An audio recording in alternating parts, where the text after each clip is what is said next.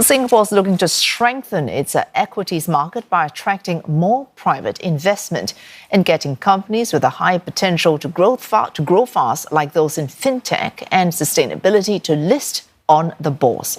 Trade and Industry Minister Yong said this at the SGX Group's 25th anniversary event, which also marks the first trading day of the year. Aslam Shah with this report.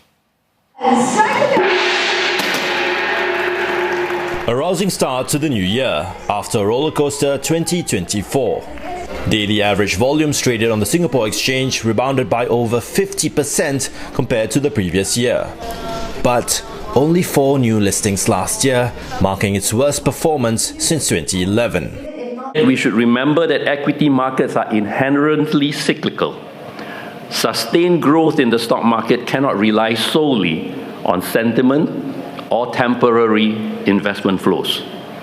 For the Singapore stock market to be truly sustainable, a myriad of structural and policy issues must be addressed, certainly by the SGX, but also with policymakers, regulators, and all players within our ecosystem. It's why Trade and Industry Minister Yong says there's a need to strengthen the local stock market. For instance, by positioning SGX to attract growth companies that would otherwise have been neglected on larger exchanges.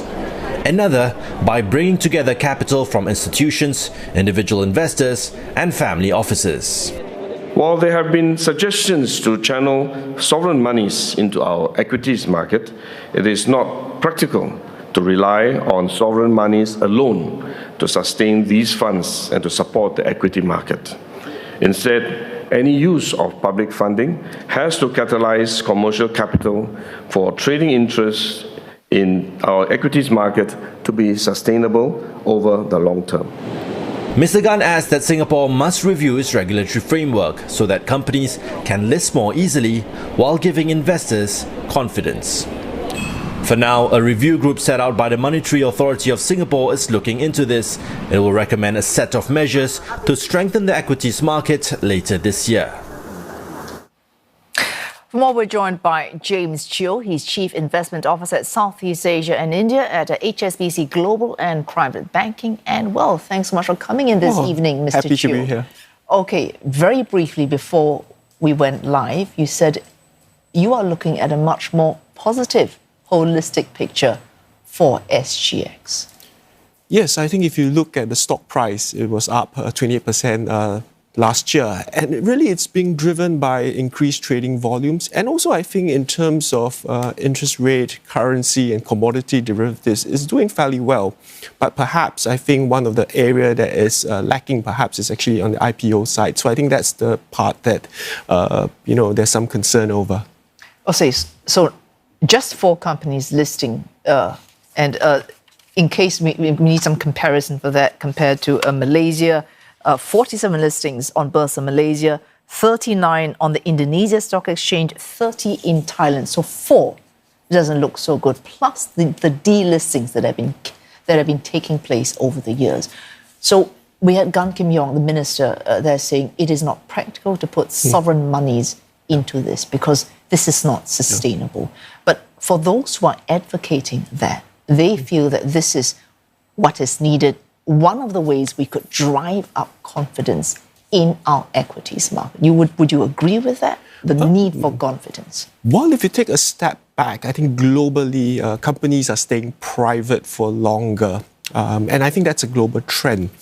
But I think there is a case to, sort of reinvigorate our local stock market when it comes to IPO, for example. So there are various ways that can be done. I think it's very important for, Singapore to build on its strength. And so we have a lot of strengths going on for us. I think for one, we are home to a lot of Singapore REITs, which is actually very stable. So I think that's one source of strength. So the question is, how do we deepen it, broaden it in terms of IPOs associated with REITs? So that's one area.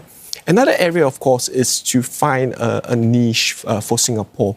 And I think we can be a gateway for ASEAN and India.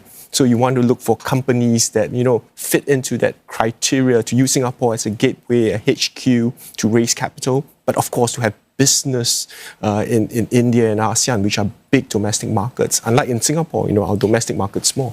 Okay, we all say this, build on your strengths, but sometimes our strength can be a potential weakness. So, for example, when we heard my colleague there talking about perhaps need for regulatory shake-up, but sometimes we are well regulated, but that can keep out certain types of, I suppose, unicorns or fast-growing companies that we might want to invest, but may not fit so well with our regulatory framework.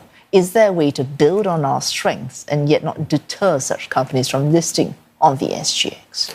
Well, regulation, I think it's a kind of, it has two sides to it, I think. And I would say that the Singapore government is actually very pro-business. But at the same time, you also want to watch out for risk. You want to attract the right companies. And I think they are balancing it quite well. And of course, at times, it's a pendulum in where you want to swing into.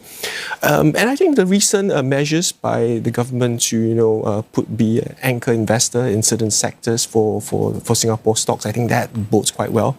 But in itself, government capital is not enough. You need to kind of reinvigorate various pools of capital, whether it's the retail money, whether it's family office money, whether it's institutional money. I think that is the difficulty. How do you, catalyze all of this capital to invest? Sure, the whole point of bringing an expert in like yourself is how do we reinvigorate either private investment or institutional investment? How would you go about doing this? Well, I think we have to kind of build on our strengths. I think we are moving in the right direction.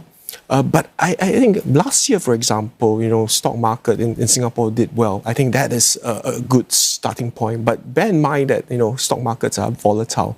But I think it's that whole institutional framework. Singapore has that regulatory strength. I think build on that. And again, I think that government fund to attract capital, I think that is something in the right direction. But ultimately, it's a combination of supply-side measures. Basically, how do you make Singapore Stock Exchange much more attractive, a wider range of products? Now we are in a world where it's a global, capital is global. You want more cross-listings. So those are things that you could improve in terms of the diversity of products. And then after that, the capital, it will slowly come. So, you build it, the capital. Okay, final question. Build on our strengths and also guard against uncertainties on things that we cannot control in this new year. If the XGX is going to be making big changes, for example, possible tariff wars, we making the right moves now?